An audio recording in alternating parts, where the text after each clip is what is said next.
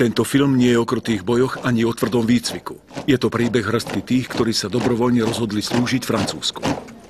Francúzska cudzinecká légia je komunita, ktorá si svojich ľudí a záujmy nadovšetko chráni a preto verejnosti sprístupňuje len minimum informácií.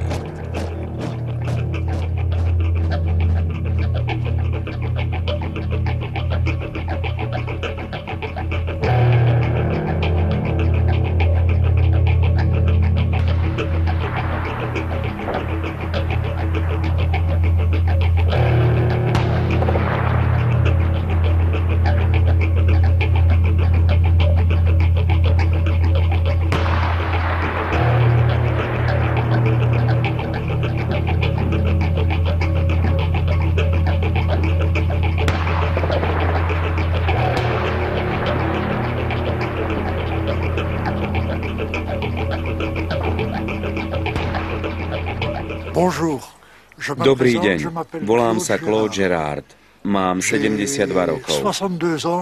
Do légie som vstúpil ako 31-ročný a slúžil som v nej 23 rokov. Keď som došiel do légie, predtým ako som žil aj na Slovensku, som Maďar, maďarský národnosť znám, tam boli trošku problémy medzi Maďara a Slováka, čo tu nefunguje vonku, tu absolútne to zabudneme. To môže byť z ex-Jugoslavie, to môže byť hoci odkiaľ, tu nefunguje, není rasizmus. Tu všetci pomáhame, tu všetci pracujeme spolu, čo potrebujeme, keď niekde ideme do války, alebo niekde to potrebujem. Nemôžem ho nelúbiť, nemôže byť môj nepriateľ, s kým pracujem spolu. Tak to by nefungoval. Som libanonskej národnosti. Narodil som sa tam, mám libanonskú krv, ale som Francúz. Volám sa Glazner, v cudzineckej legii som 7 rok, od roku 99. Mám hodnosť seržanta, slúžim v 2. cudzineckom regimente. A mám na starosť odstreľovačov, ktorí sa pripravujú na súťaž odstreľovackú.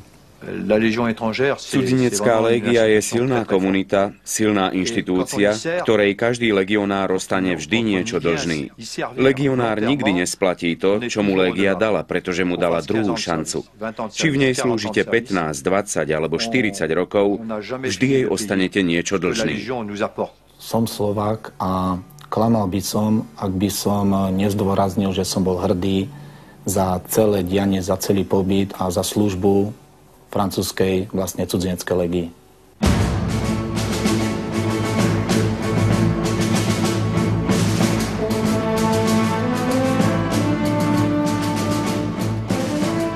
Légie. Už v starovekom Ríme toto slovo vyjadrovalo úctu, obdiv, ale najmä rešpekt. Až sem siahajú korene legionárov, mužov, ktorí nepoznajú strach. Od založenia francúzskej cudzineckej légie kráľom Ľudovítom Filipom v roku 1831 padlo na poli cti 35 000 legionárov. Víťazstva legionárov viedli k tomu, že slovo légia sa stalo neskôr čestným názvom pre vojenské útvary zvláštneho a nebezpečného určenia. Disciplína, spolupatričnosť a úplná podriadenosť rozkazom boli, sú aj budú pre legionárov nepísaným pravidlom. Dobrovoľníci francúzskej cudzineckej légie bojovali v mnohých krajinách sveta. Aj dnes sú nasadzovaní v miestach najostrejších konfliktov. V Afganistane, v Iraku, v Kosove, v Čade, na pobreží Slonoviny a všade tam, kde ich Francúzsko potrebuje.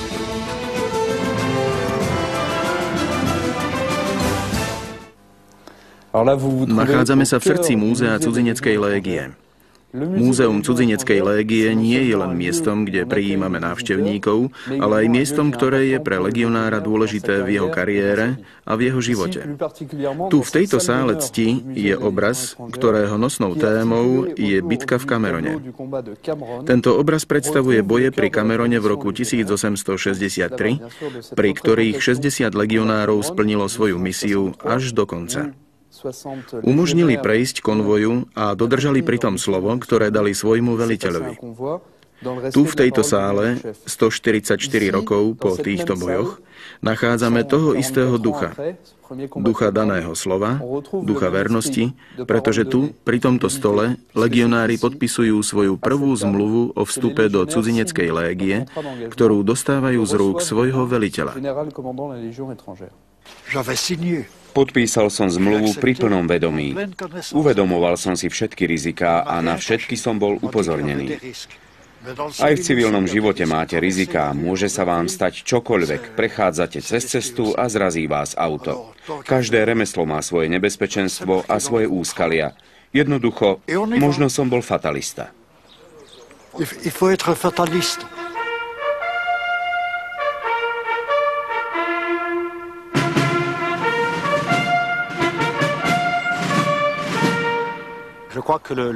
Myslím si, že veľkou výzvou cudzineckej légie je to, že dokáže, aby spolu žili, pracovali a prípadne zomreli príslušníci okolo 120 národností. Aby toto mohla cudzinecká légia robiť, opiera sa o svoju históriu a vypracovala kódex legionárskej cti. Ten je súborom hodnôt, s ktorými sa všetci musia stotožniť, keď vstupujú do cudzineckej légie.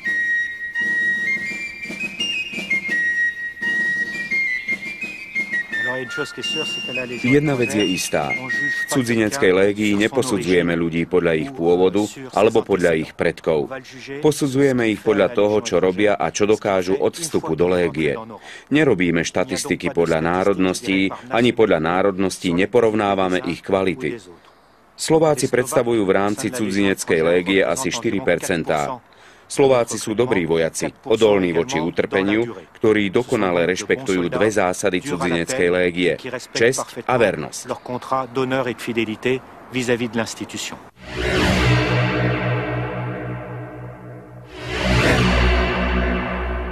Tie články, čo vidíme na Slovensku, že akí sú zlí legionári, aké svinstva robia, všetko zlé, čo vlastne spáchajú, tak to vôbec nie je pravda.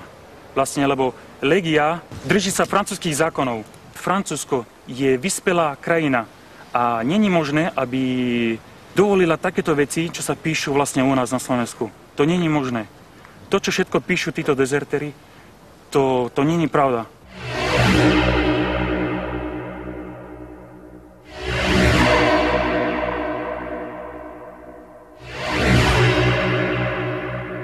Po skončení školy som mal kamaráta, ktorý bol o 2 roky starší a odišiel do cudzineckej légie a tým pádom som bol nejakom s ním v kontakte, že vlastne o čo tam ide.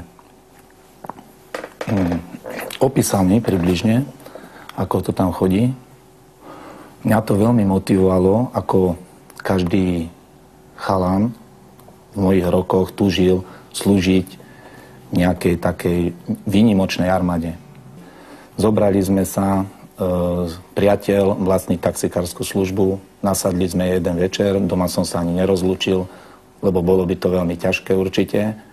A odišli sme potichučky, potajomky, jednoducho akože sa ideme zabávať. Bolo to cez víkend a už sme sa nevrátili. Vedeli sme, že chceme ísť do Štrasburgu, kde je asi pre nás najbližšie rekrutačné miesto. Do Albánie sme boli presunutí vlakom a už vlastne tam sa to začalo trošička tak vyvíjať, že asi o čo tam pôjde. Nebol to pionierský tábor, je to militantná organizácia.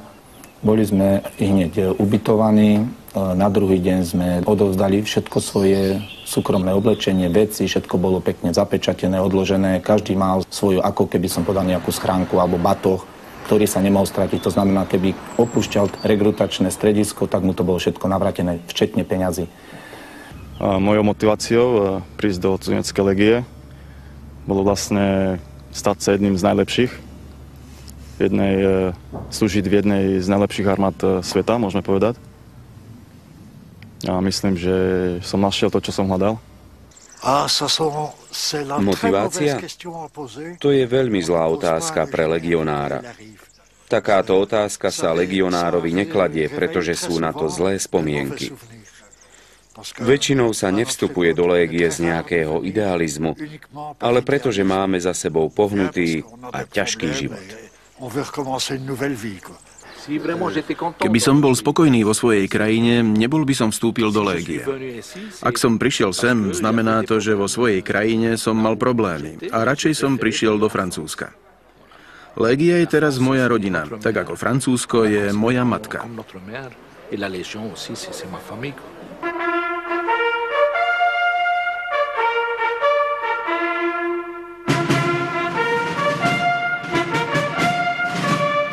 Začalo to tými zdravotnými prehliadkami, psychotesty. Jedný z takých najťažších boli vlastne výsluchy, oni tomu hovorili gestapo. Robilo sa to v takých 3-dňových intervaloch a malo to svoj účel, vlastne oni potrebovali zistiť, kvôli čomu som tam. Zaujímali sa, či niekoho poznám z Legie už. To ich veľmi zaujímalo. Samozrejme, ja som to musel tajiť, lebo kľudne aj mňa by vyhodili a on by mal z toho zle. Dosť na to potrpili, aby som tam nebol cez informátora akože z Legie, že niekto vlastne vynáša tie informácie. Ja tu mám vonku brata, počul som o Legii už od neho, videl som aj na internet. Chcel som slúžiť na najlepšom armáde na svete, chcel som byť medzi elitách. Aj peniaze ma motivovali. Nastúpil som do Báňa 2003, tam som zostal 3 týždne, to bol na výber. Tam mali sme fyzické testy a išli sme pred vojenskou políciou. Tam sme odpovedali na otázky, čo som robil od základnej školy doteraz, kde som pracoval, čo som robil, kde som bol v armáde. Oni potom to skontrolovali a keď ma vybrali, po 3 týždne, tak sme dostali naše materiály vojenské prvé, ostrili nám hlavu a brali nás do Castelnare, kde sme mali výcvik 4 mesiace.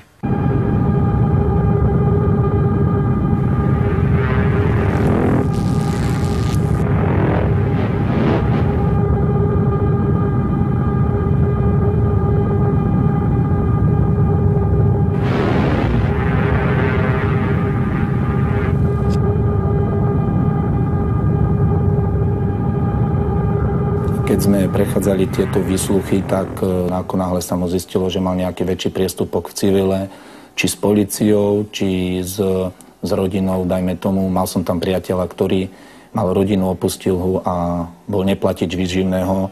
Neviem, akým spôsobom, či on sa nejak priznal, alebo ho nejak dostali, tak vlastne bolo to odhalené a hneď tým pádom bol na druhý deň deportovaný. Nehrozilo, ako náhle tam by bol niekto nejaký kriminálnik, že by ho tam akože nechávali. Možno v minulosti, určite, v minulosti to bolo tak, že tá Legia bola založená výhradne na takýchto osobách. V dnešnej dobe to už je asi nepripustné. Čo tam bolo najťažšie, to ten prvý mesiac, čo sme boli na takom farme, čo nám vybrali a tam maximum sme museli robiť. Sme 4 hodiny spali cez deň, minimálne sme jedli, a jazyk, čo bolo najťažšie, to, že nerozumíme nič. To bolo najťažšie a fyzicky, čo sme museli všetko, že nespali sme, nenechali nás spať, zobudili nás večer, spievali sme do noci. To bolo vo februári, tak nám polievali s vodou. To maximálne nás znížili, toto bola križovatka cesty po prvé mesiace, že sme mohli povedať ešte civil.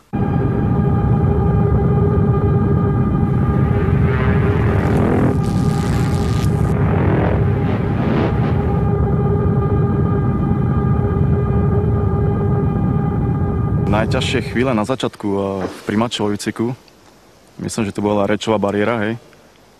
Pretože ako cudzinec, ktorý príde do cudzineckej legie do Francúzska, tak nerozumie veľa po francúzsky. A všetky rozkazy a všetky povedy sú dané vo francúzštine, hej. Takže je to trošku stresové, tie situácie. Petite activité de nuit. Donc on va faire une marche topo. Le but c'est de se entraîner de faire un petit peu de topographie. Donc on a une vingtaine de kilomètres. Voilà. La marche sera par groupe. Donc le premier groupe aux ordres du sergent Štík et le deuxième groupe aux ordres du caporal Sayowang. Už pri ránom nástupe, tým, že som nerozumel francúzsky, nebol som asi na tom mieste, kde som mal. Bol som potrestaný fyzicky od toho kaprála, ktorý nás tam preberal. Mňa sa to trošička dotklo a nebol som zvyknutý na to, jednoducho bez príčiny. lepšie povedané, ja som to videl, že bez príčiny, on asi vedel kvôli čomu, asi mal ten dôvod, tak ma fyzicky upomenul a tým pádom sa ranou do brucha. Tým pádom som sa začal trošička na to pozerať z iného uhla, lepšie povedané, začal som sa tak lepšie kolo seba pozerať, že už asi teraz začína tá tvrdá realita.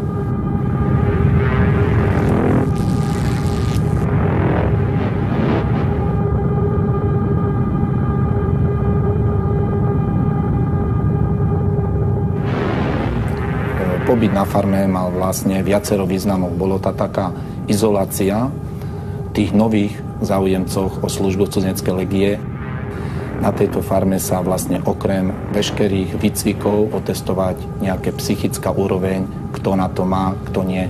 Odzrkadlilo sa to aj v tom, vlastne nie všetci sme ukončili, bolo nás, dajme tomu, 33 a ukončili sme tento výcvik 23. To znamená, minimálne tých 30% nezvládlo, či fyzicky alebo psychicky a riešili to tým, že dezertovali ešte počas tej farmy, ale bezvýsledne, lebo v priebehu buď niekoľkých hodín alebo dní boli dochytení a pri dolapení bolo jasné, že sa s ním asi nemazleli.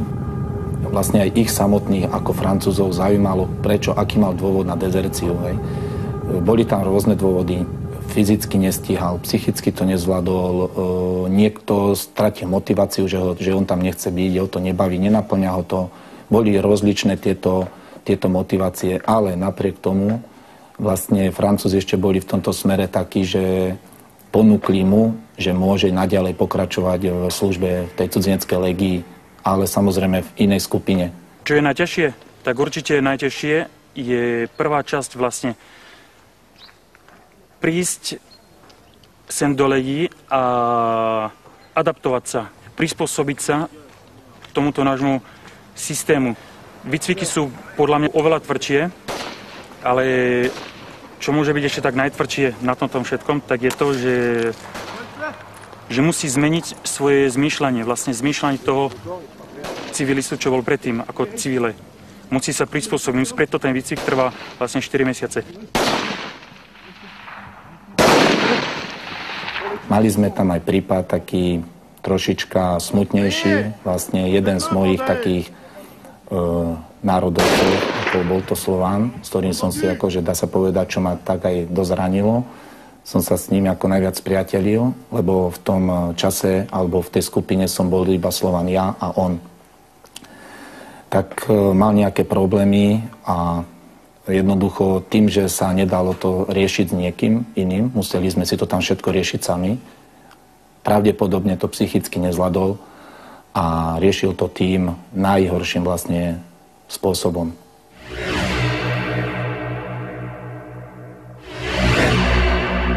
Taký normálny deň na tej farme sa približne odohrával tak, že ráno bol budíček, rýchlo raňajky, všetko sa robilo za chodu, v rýchlosti. Robili tam také ťahy, že jeden deň dali na jednu stranu, z jednej strany ako maslo, normálne celú konzervu džemu a vlastne ono to malo prísť až ku poslednému. Skončilo to niekde v strede, to znamená polovička sa ani nenajedla, mali len suchý chleba. Ako na druhý deň to urobili opačne. Niekedy sme dostali aj za takéto veci vlastne ako nejaký trest, ale celá skupina. Vždycky tam išlo o skupinové tresty. Ako náhle jedinec spravil nejaký priestupok, vybavili si to s ním, plus na to celá skupina. Jednoducho naháňali nás, nemali sme sa ani niekedy čas zastaviť. Na tie 4 mesiace nemohol som písať list do 3 mesiacov. Nemohol som telefonovať. Nepustili nám. Všetko sme robili na čas, obed na čas. Mali sme na to 15 minút. A to im skončilo, kto bol v poslednom rade, tak nejedol.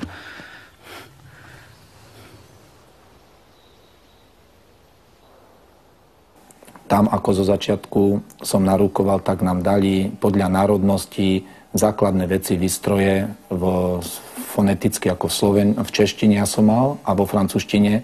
To sa nám snažili ako medzi prvými veciami dostať do hlav, aby som vlastne vedel, keď je aj ten rozkaz napísaný vo francúzštine, že aká je tá výzbroj, čo sa bude odohrávať, o čo ide a tak ďalej a tak ďalej.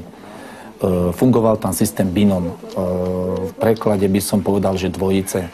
A snažili sa to kombinovať tak, že vlastne Francúz s nefrancúzom boli v kope A vlastne tam bol ešte tá úloha toho Francúza, aby sa snažil nejak tú francúzštinu naučiť toho nefrancúza.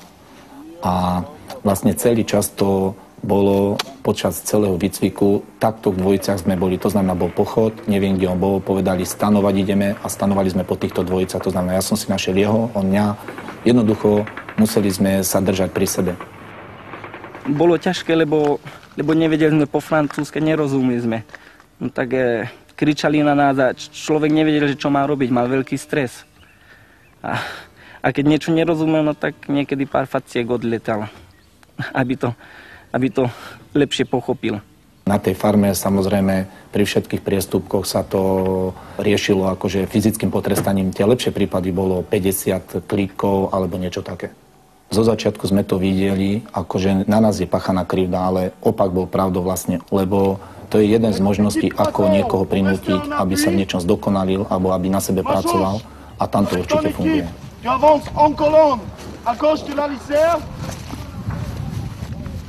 Výcvik vlastne na farme tak bola ukončená takým 30-kilometrovým pochodom, ktorý sa ukončil vlastne prísahou Kepi Blanc. Vtedy sme sa vlastne stali plnohodnotnými legionármi druhej triedy. Už sme boli braní ako, že sme zaradení do tej veľkej rodiny legie.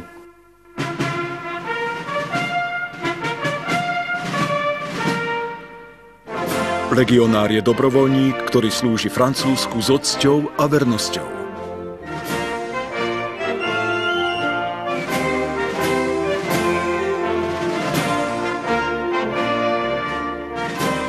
Každý legionár je tvoj brat, bez ohľadu na jeho národnosť, rasu alebo náboženstvo.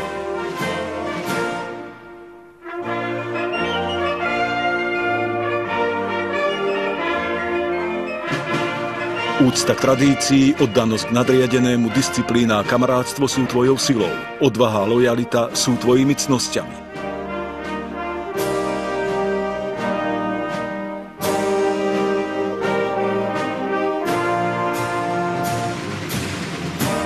Pyšný buď na to, že si legionár. Tvoje chovanie je stále dôstojné, ale skromné. Tvoje ubytovanie je stále čisté.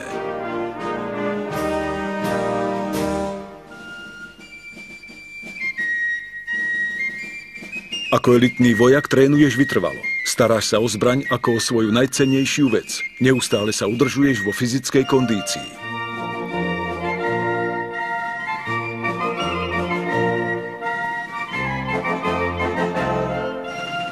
Tvoje poslanie je sveté. Vykonávaš ho až do konca. V prípade nutnosti, v akcii, aj za cenu vlastného života.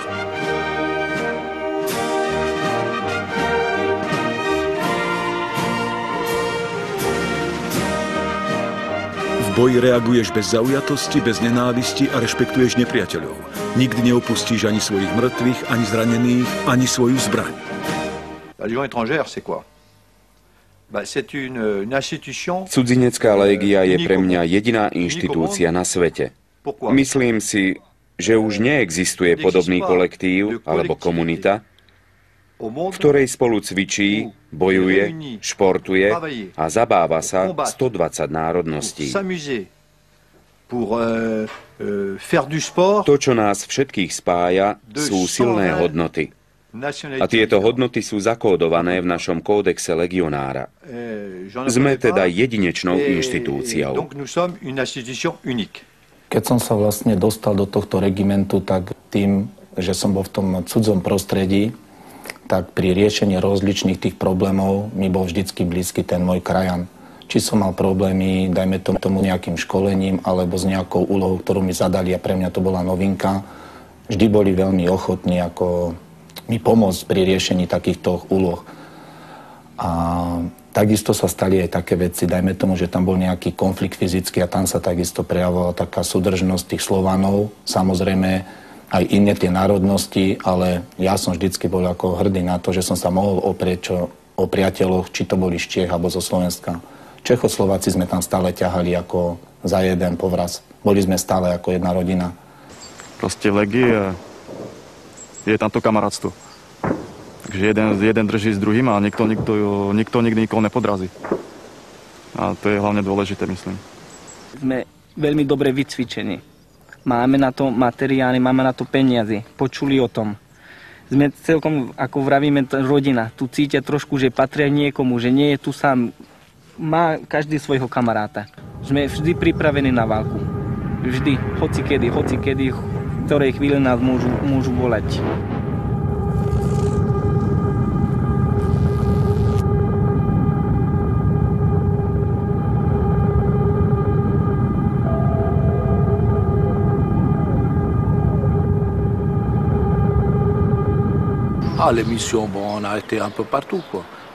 Čo sa týka misií, slúžil som skoro všade. Slúžil som v Afrike, v Juhoslávii, v Bosne, v Kosove, v Guajane, na Tahiti, v Pacifiku. A takto vyzeral môj život. Bol som špecialista spojár, ale robil som aj šifrovaciu službu pre Légiu. Čo sa týka misií, slúžil som aj v zámorí, v Džibuti a na Majot. Svoju službu som však skončil v modrých prilbách OSN v Sarajeve.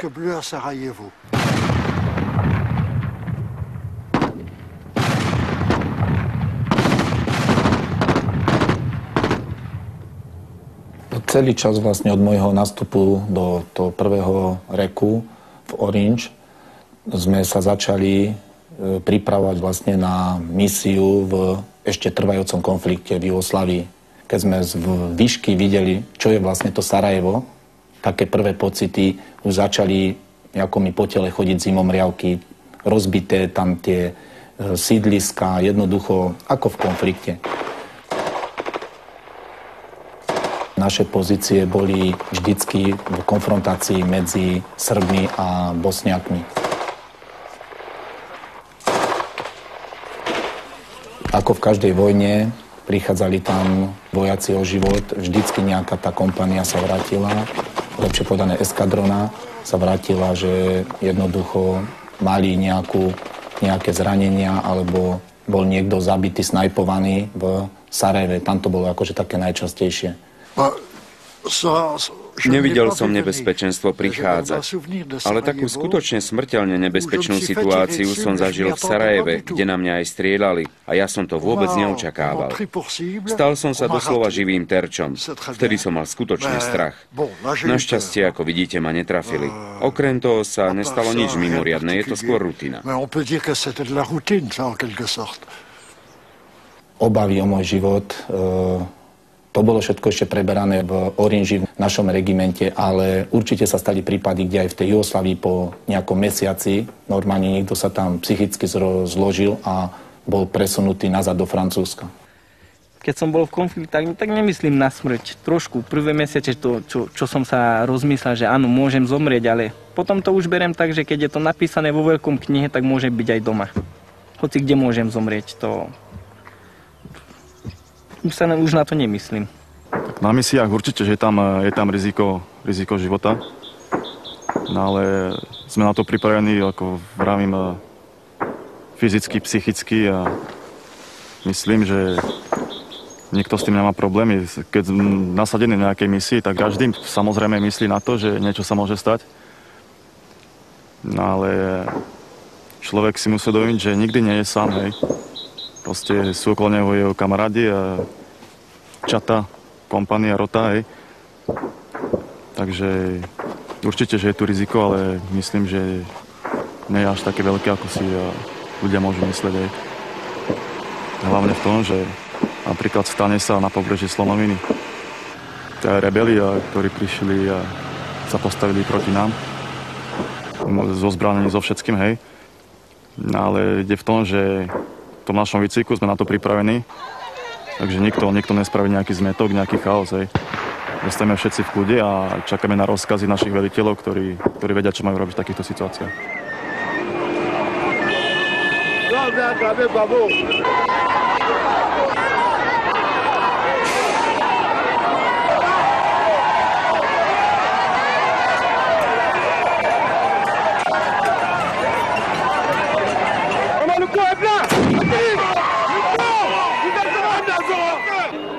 2004 som bol v misie na pobrežie Slonoviny, kde bol vojenský konflikt medzi africkej armáde a medzi partizánmi, čo zvyšli z africkej armáde, čo boli proti prezidenta. Hliadky sme robili medzi nich, ale mali sme tam akože ohrozenie fakt života, lebo oni tam chodili kľudne po cestách s Kalašnikovom, z RPG-7, čo majú Rusi proti tankov.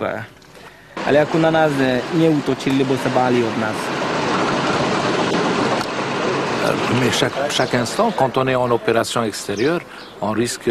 Čo sa týka rizík a nebezpečenstiev, je to vlastne vždy, keď sa ide niekde na operáciu, keď sa ide na misiu. Každú chvíľu riskujete život. Je to súčasťou života každého legionára. Ale ja som kresťan, som veriaci a vždy pred akciou som sa pomodlil. To mi dodalo sily. Nie, že by som zabíjal pre náboženstvo, to nie, ale preto, aby som sám seba posilnil. Sú ľudia, ktorí zabíjajú pre náboženstvo, ale ja nie, ja k nim nepatrím. Ja sa modlím, aby som sa posilnil, aby som si dodal odvahu, aby som takto čelil nebezpečenstvu. A to mi pomohlo prežiť.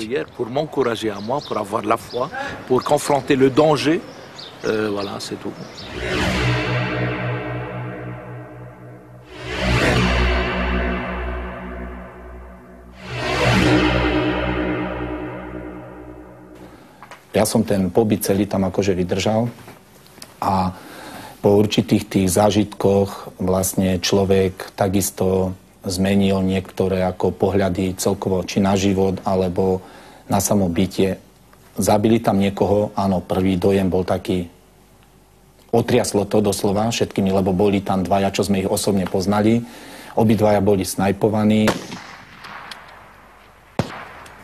Od polovičky januára 95 do konca maja 95 tam bolo zabitých alebo prišlo pri rozličných plnení úloh približne 35 vojakov o život. Na to, že sme tam plnili mierové úlohy, tak podľa mňa aj podľa tých ostatných, čo sme sa zúčastnili na tej misii, bolo to dosť veľký ako počet obetí. Il est bien évident. Je jasné, že počas operácie, keď ja som mal to šťastie ísť do akcie s legionármi, najprv ako veliteľ čaty, potom ako veliteľ roty, mojou prvoradou úlohou bolo vrátiť sa so všetkými legionármi, ktorí ma sprevádzali. Mojou stálou prioritou bolo chrániť životy ľudí a zároveň nezabúdať, že misia je posvätná a že ju splníme až do konca. Mám teda permanentnú snahu a neustále mám na pamäti životy mojich mužov.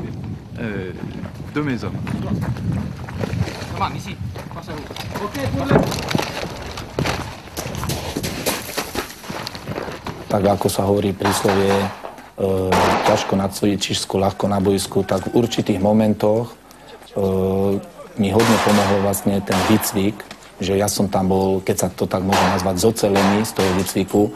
Nikto tam po mne akože v tom Francúzsku nestrieľal, ale už tie podmienky boli niekedy simulované psychicky tak, že som vlastne siahal na dno svojich psychických možností. Juhoslávia bola, dá sa povedať, zasa skúška, ale v inom smere. Tá psychická tam bola taká, že všetci sme psychicky mali určité obavy, ale to nás zase spájalo. To jednoducho tam bol ten efekt, že mám strach, ale nebojím sa. Práve ten strach mi nedovolil, aby som sa stával nejak ľahostajne k sebe alebo niečo tam podceňoval. Jednoznačne výcvik mi dal určité základné vedomosti, ale ostatné veci už boli výhradne na tebe, na každom jedincovi. Nemyslím si, že riskujeme život, hej, pretože nehoda sa môže stať hocikde. Nemusí to byť legí, môže to byť v civile, môže to byť hocikde. Ale myslím, že ako vrajme, risk tu je. Či sa oplatí riskovať? Myslím, že hej. Prečo?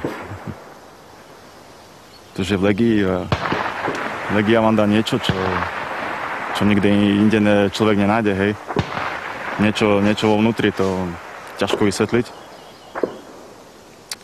Prečo sa oplatí riskovať život? Myslím, že pre Legiu, samozrejme, pre kamarátov, ktorí sú okolo nás. Pre svojich kamarátov. Po mesiaci približne bol zabitý vlastne seržant, ktorého som poznal a už vlastne som si vybavil, že už s ním akože nebudem a jednoducho takéto emócie mňou ako prechádzali. A takisto v tom momente napríklad sa stalo prvýkrát, že som sa začal zamýšľať nad tým, že čo keby sa to nestalo, alebo môže sa to aj nestať. Moje priority sa tým pádom začali trošička meniť.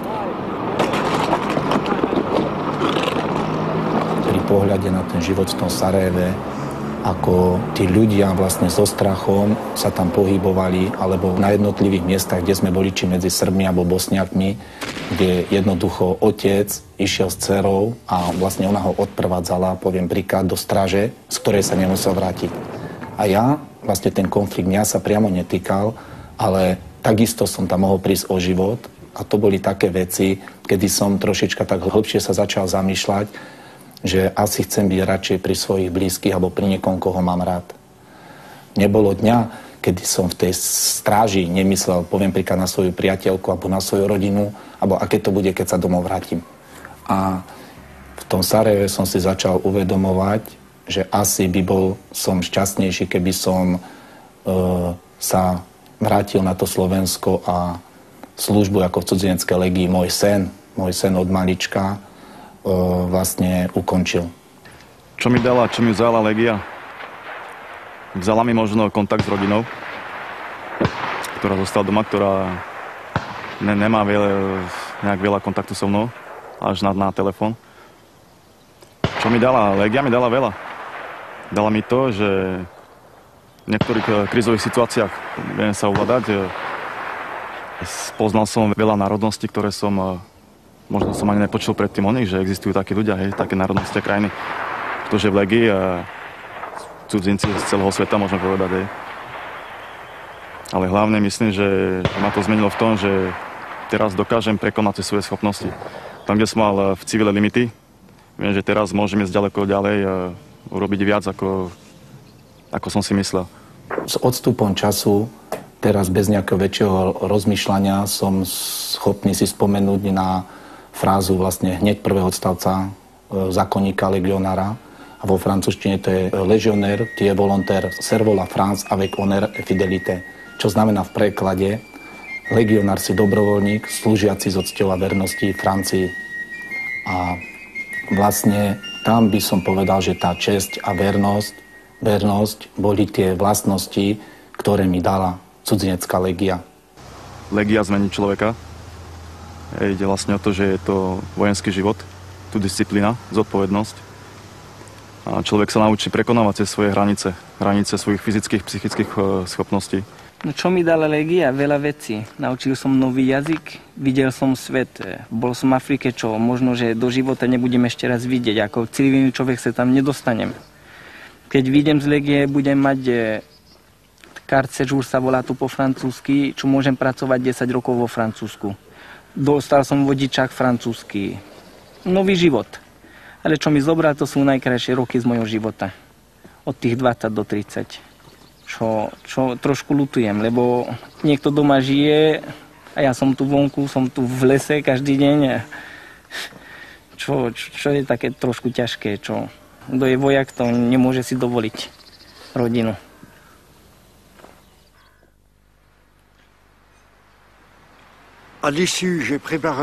Po skončení služby v légii som mal problémy zaradiť sa do civilného života, ale mal som aj zdravotné problémy. Tak som pred 2 rokmi prišiel sem do tohto sociálneho zariadenia pre veteránov a pracujem tu v knihviazačskej dielni. Takto trávim teraz svoj čas.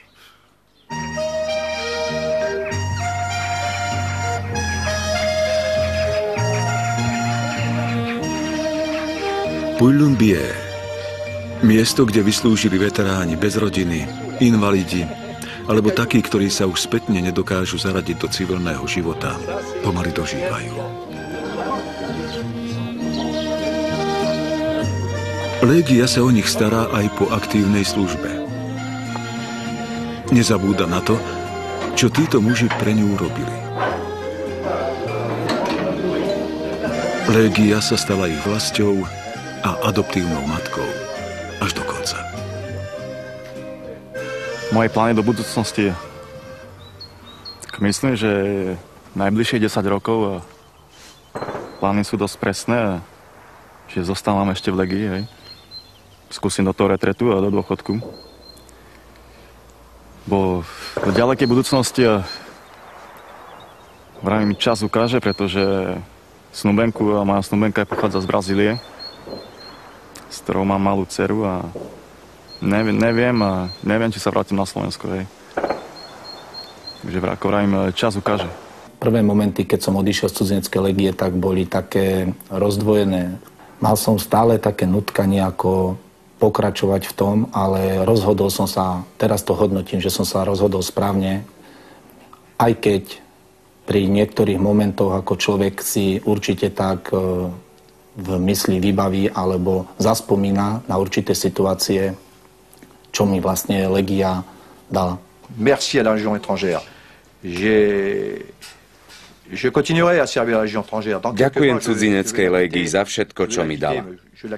O pár mesiacov odchádzam do dôchodku. Vlastne neodchádzam, len vyzliekam uniformu légie. V srdci však zostanem aj naďalej legionárom. Každý mesiac budem čakať poštára, kedy mi donesie mesačník Kepi Blanc. Budem chodiť na všetky oslavy, sviatky a výročia. Napríklad na oslavu bitky v Camerone, vždy 30. apríla, na ktorej sa ukazuje ruka kapitána Danjou.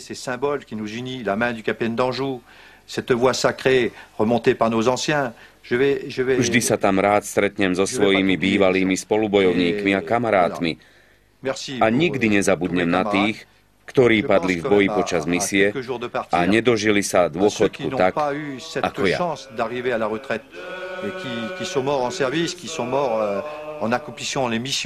Ďakujem Matke Légii za všetko. Ďakujem.